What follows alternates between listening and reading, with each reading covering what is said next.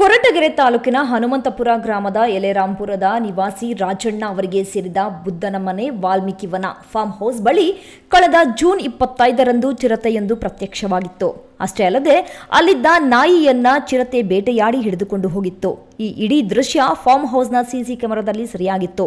ಯಾವಾಗ ಈ ದೃಶ್ಯ ವೈರಲ್ ಆಯಿತೋ ಸುತ್ತಮುತ್ತಲಿನ ಗ್ರಾಮಸ್ಥರಲ್ಲಿ ಆತಂಕದ ನೆರಳು ಆವರಿಸಿತು. ತೋಟಗಳಿಗೆ ಹೋಗಲು ಜನ ಎದುರುವಂತಾಯಿತು. ಘಟನೆ ತಿಳಿಯುತ್ತಿದ್ದಂತೆ ಫಾರ್ಮ್ ಹೌಸ್ ಮಾಲೀಕ ರಾಜಣ್ಣ ಅವರು ತಕ್ಷಣ ಕೊರಟಗೆರೆ ಅರಣ್ಯ ಇಲಾಖೆಗೆ ಮಾಹಿತಿ ನೀಡಿದರು.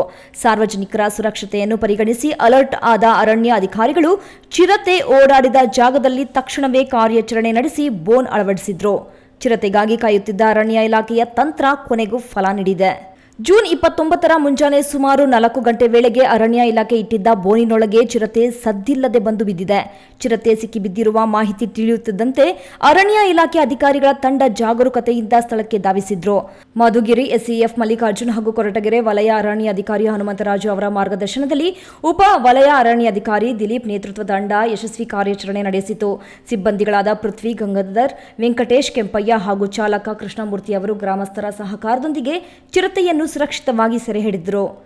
ಸೆರೆ ಹಿಡಿದ ಚಿರತೆಯನ್ನು ಬಳಿಕ ಸುರಕ್ಷಿತವಾಗಿ Bannerghatta ಅಭಯಾರಣ್ಯಕ್ಕೆ ಸಾಗಿಸಲಾಯಿತು.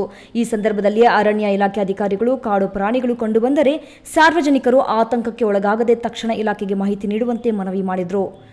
Thimmaiah, A news TV, Tumakuru.